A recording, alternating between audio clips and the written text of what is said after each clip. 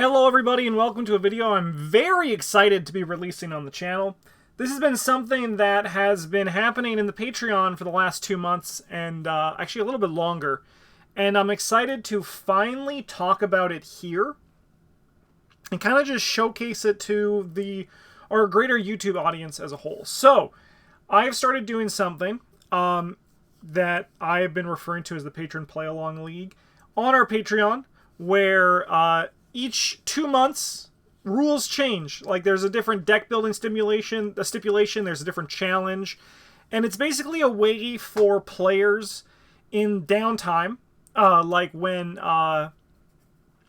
we were waiting for, like, Scarlet Keys news in the winter. I was like, you know what would be really fun here if there was, like, some sort of official challenge that players could do to, change up their deck building in a way that there can then prompt some discussion from that. So I thought through the Patreon this would be a way to do it, and my plan is each season is 2 months long, and then at the end of each season I'm going to release a wrap-up video here talking about it and releasing the rules for the season. So if you wanted to play with them and try them out yourself, you could do that by, watching this video. Or if you wanted to play with the current season, at the lowest Patreon level of $3 American a month, you can access and join in for that. So, why don't I tell you about our first season, which was called The Circle of Revised Core Dream Eaters Undone. So, participating players built decks with the following rules limiting their collection. So this was a limited collection run, and the idea was that players had to choose.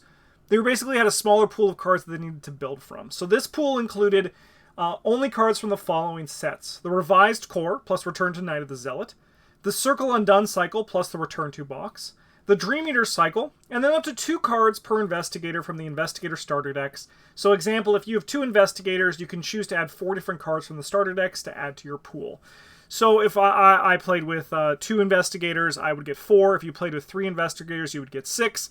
And then either Investigator can use cards from the pool if they're totally legal for their deck, which you'll actually see in at least my deck coming up on some of the examples here. There is no limit to the Investigator choice or campaign choice, and the weakness pool was completely open as well. So this was a very simple starting season because it was kind of just it was like a proof of concept for the idea of the Patron Play-Along League. And the whole thing was about exploring a limited cycle of cards and how you can take best advantage of them. However, each season also comes with a challenge mode as well that's completely optional. So, this seasonal challenge mode was called This is Terrible. Terrible, however you want to say it. But so each season provides an optional challenge to play while also following the rules of that season. So the rules: when playing each scenario of your campaign, the following tarot cards are considered to be in effect. The Fool, upright. So each surviving Investigator earns +2 experience during resolution. Death, reverse. Each Investigator gets -1 health. Temperance, reverse. Each Investigator gets -1 sanity.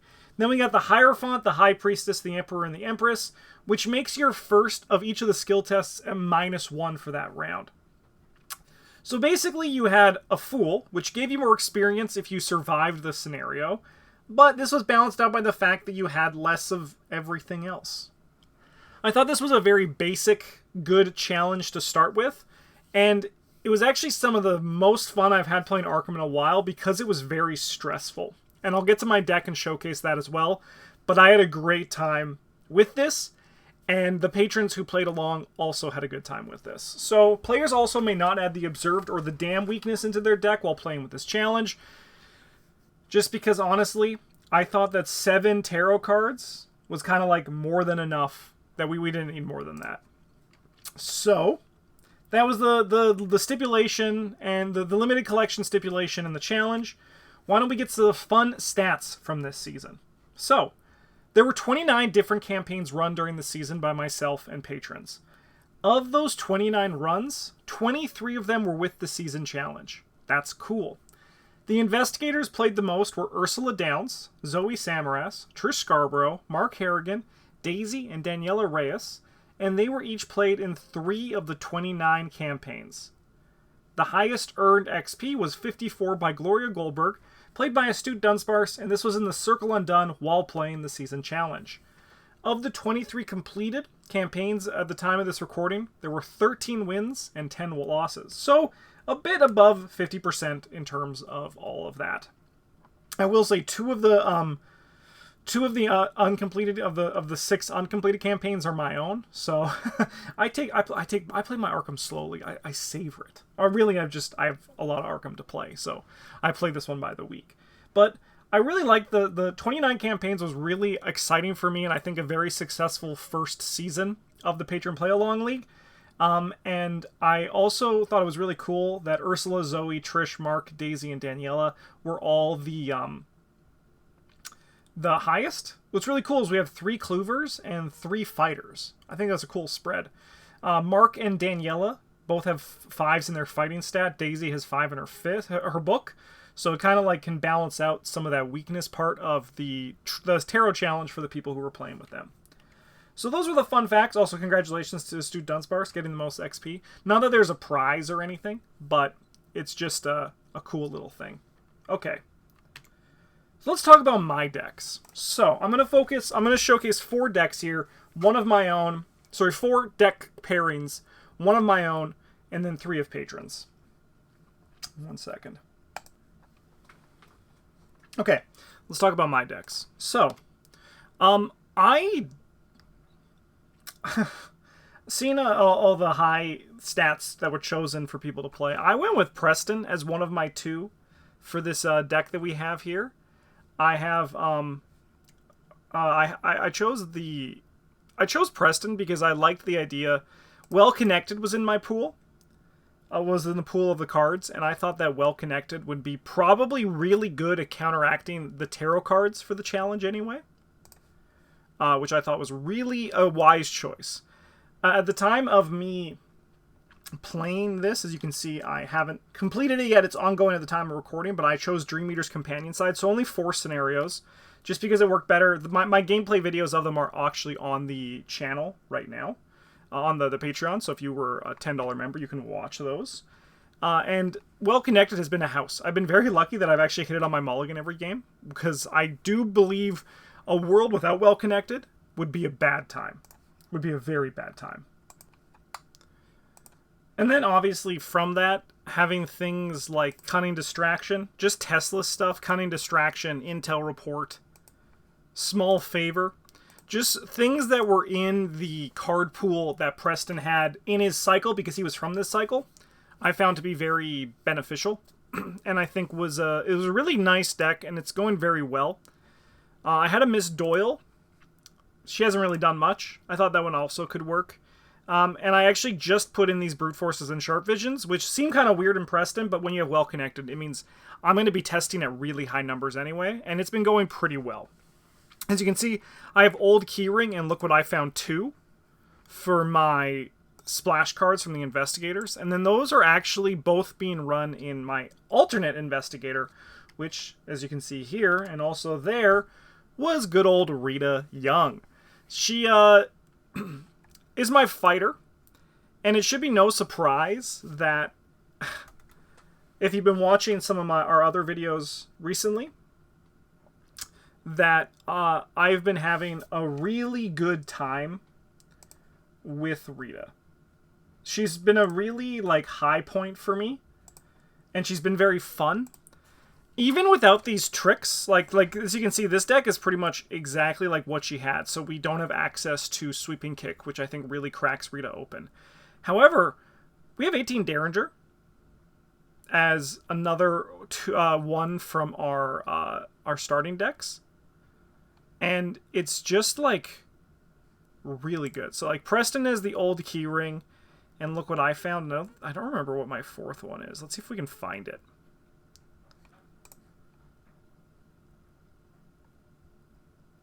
It might have been in one of my starter decks. It might have been. Sorry if I look weird as I'm looking around and I'm cutting, because I'm getting weird feedback as I'm talking and I have no idea what it is. Hopefully you're not hearing it in the video. I did do a test, but I couldn't hear it in that, so it's just coming in from my own head only while I'm recording. It's really weird. It's a bit of a nightmare. But yeah, this Rita deck's been going really well, and I've been having a good time with it. Okay, let's move on to our next one. This is our first Patron showcase. I'm going to showcase 3 Patron decks here today, and I'm very excited to talk about them. So the first one, we're going to talk about Super Fang 99s. They played through the Innsmouth Conspiracy. No challenge mode, so this is without the Taros. And they played Tony Morgan and Ursula Downs. Spoiler alert for all these... There might be spoiler alerts because I got... the viewers have given me notes and thoughts, so I have some of their thoughts here. So Tony shooting Deep One Babies with the 45 Thompson while attacking Osiris Marsh was epic. And then the other note was just rest in peace. I assume it happened also with Osiris Marsh, but you never know. You never know. So let's look at Super Fang's decks here. Just kind of see what's going on. So the 45 Thompson, if you don't know what that does, because it's not in the conversation often, but you get +2 fists to deal +1 damage to this attack. If you succeed by at least X, you may spend 1 ammo to deal this attack's damage to another enemy at your location, where X is that enemy's fight value. So that's kind of neat. So yeah, shooting Osiris, popping babies in the head, just classic Tony stuff. But looks like we got, like, a sawed-off shotgun. I am curious to see what their splash cards were. So we got Winifred, so a Mauser C96, a Daring Maneuver. I like that. That's a little bit interesting. So it looks like this was a Succeed by deck, which is really cool. Taking some advantage of that there. And I mean, like, this is also why I wanted to do these Patron Playalong leagues. Not only to, like, provide some... Sorry, it's just that dang feedback. Not only are to provide some variety to players, but also to explore the set and see what you can come up with. So the Survivor's Splash Tony is really cool. Brute Force, obviously. Like, Brute Force is a very good skill that's in this set. Garrote Wire to kill. Yeah, there's a lot of good stuff here. So Super Fang also played Ursula here. And yeah, Burning the Midnight Oil is a very good splash card. So that's what I kind of look for first, because that's where there's, like, the biggest variety I can imagine. But this looks like a pretty traditional...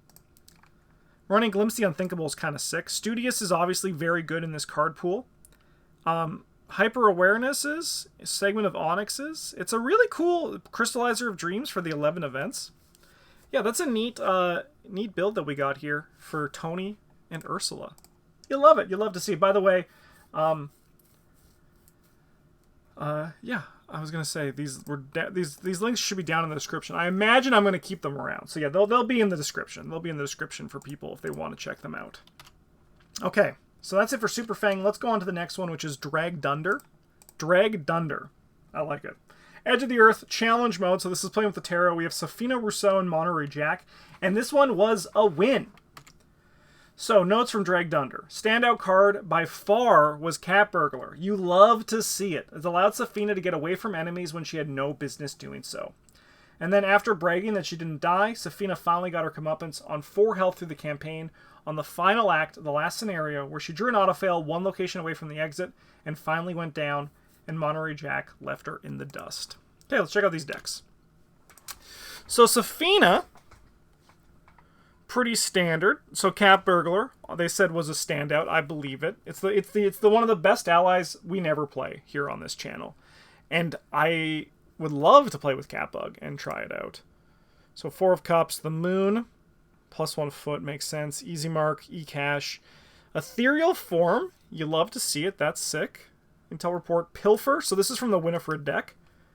That's a very nice addition there. Read the Signs, obviously good. Spectral Razor, Sure Gamble, very strong card. I recently actually just played this in my Finn deck, and it is very strong. All right, so then looks like a pretty... I'm liking what I'm seeing. I love Catbug and a Caslo, so it's definitely like they're trying to get, as you can see. I did skip right past this, but I was going to come back to talk about it. We have the tarot cards. The goal is to, like, turn the stats really high, which is probably pretty good. Because, I mean, like a 4 of Cups or a Moon essentially removes your fear of the tarot deck that is from the challenge mode. So I think that's some good tech to kind of deal with that. That's really cool. And then we got Monterey Jack. Before we look at the deck, I just want to find if we can see the other splash cards. Also could have run Pilfer here. Chose not to. That's okay, though. It looks like that's it. Maybe I'm missing some. But also, like, these could be on the level 0 decks, too, that were then taken out. But yeah, this looks like a pretty simple, and this is actually in their notes as well, this is a pretty basic Monterey Jack deck. It just got clues. Also running some tarot cards with the flavor, you know, the flavor is perfect there. Yeah, not too much here. Grizzly Totem's a nice card, especially with all these skills, and also, like, you know, just, like, using stuff like this. Yeah, it's a pretty sick deck. And I'm happy that you got away with a win and that Monterey Jack got out okay. Honestly, Safina and Monterey seem really good in the last scenario of Edge of the Earth. Okay, we have one group last to show, and this is from Astute Dunsparce. Challenge mode in the Dunwich Legacy, so they did play with the tarot cards that lowered everybody's stats. And it was Roland Banks and Wendy Adams, and it was a loss. So, notes from Astute Dunsparce. Roland discarded 11 cards from the top of his deck in one round, only to draw a cover-up in the next upkeep phase. Classic. That does sound pretty classic. So, Roland survived to Beyond the Veil, only because he had Charisma, Dr. Francis Morgan, and Gret Wagner 3 in play. And died at the bottom of the hill because that scenario is fun. You know, where Doom awaits can sometimes be an absolute cluster, and that sounds like what happened here. But let's check out the decks. Okay. So let's see if we can find... So Greta Wagner, obviously this is from one of the core set splashes, which is really cool.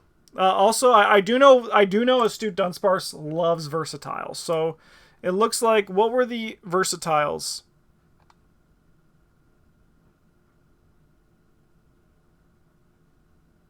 I don't see anything. Am I going crazy? Are these versatiles just here for deck size? Because if so, that's some hot tech. I think they're just here as hot tech to just make the deck size bigger to counteract the to counteract the Dunwich stuff. That seems like what it is, right? Otherwise, 45 Machete to fight, Magnifying Class to clue. It's kind of a flex fighter, as you can see from the notes here. 45 Thompson to also shoot, Grizzly Totem to get more out of your cards, out of your skills. A bunch of skills. Practice makes perfect because obviously, like, all of these are good. Astounding Revelation and Surprising Find is really fun on the Practice Makes Perfect. And is that it for the searches? That's it for the searches. That I can see anyway off the top of my head. As I'm just going through. Yeah. It is very fun to run one without having the like backpack to help you find your stuff, and not even having access to Prepared for the Worst. It's very fun to have these limitations to try to see what comes out of it, right? I think that's really cool. Yeah, okay. I think this deck's neat. I would love Astute Dunsparce, if you're watching this video. Was the versatile here just to make your deck bigger to counteract Dunwich? Because that's what it looks like to me. You didn't even add like a frickin' like a Stunning Blow with it. Which could have... No, Stunning Blow was not legal, so never mind. Don't listen to me. I'm a frickin' idiot. I don't know my own rules. Alright, and then paired that was Wendy, who also has a versatile... Yeah, I think Astute Dunsparce just likes versatile, if I remember correctly. We got a 9 of Rods. Great card. Happy to see play here. So Granny Orn. I call Lexicon Wendy is kind of sick, so that's what the versatile's for. I can get behind that. It's a way to deal damage. So Clover Flex, yeah. So, and then, yeah, so it was Granny Orn.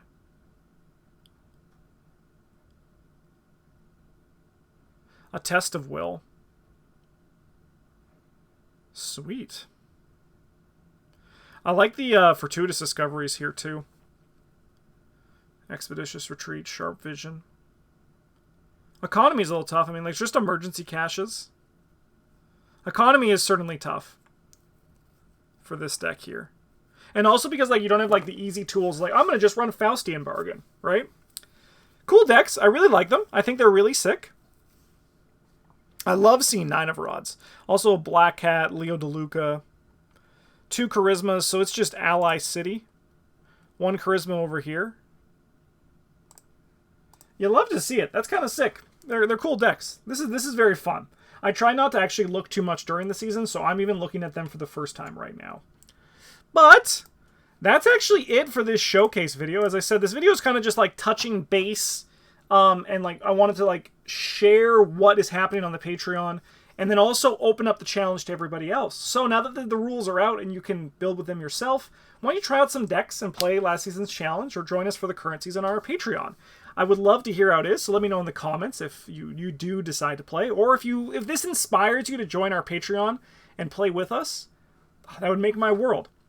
There's a lot that happens on our Patreon in terms of even at the lowest $3 tier, and this is the biggest thing. You can join in for the seasons as they're happening, because this video on November 1st, Season 2, is currently out now. So if you wanted to check it out, this would be the time to do it. Also, if you haven't, consider liking this video and subscribing to our channel, because that also helps us grow. And I think that's it. That's it. So I'll just say a huge thank you to all of our patrons for supporting the channel. Hopefully you'll join us and continue playing on the second season, and maybe I'll feature you in the roundup video at the end of the season as we continue to just see how many weird ideas for challenges and stuff I can get. Thank you so much for watching. Have a good one. And as always, a GG's.